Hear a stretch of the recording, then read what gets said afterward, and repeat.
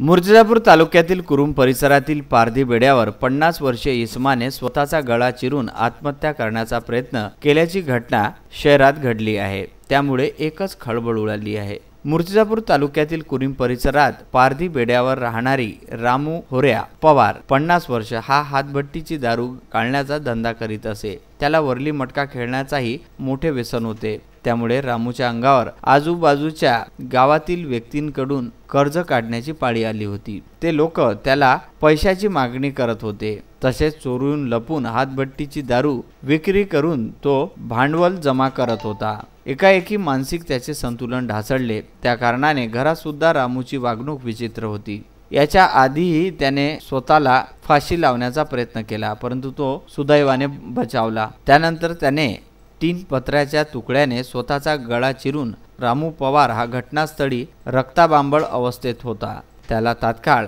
कुरुमच्या प्राथमिक रुग्णालयात उपचारासाठी आणले। तिथून त्याला त्याची प्रकृती चिंताजनक असल्याकारणाने अमरावती जिल्हा सामान्य रुग्णालयात दाखल केले। अमरावती रुग्णालयातून रामूला उपचारासाठी नागपूर येथे रेफर करण्यात आले।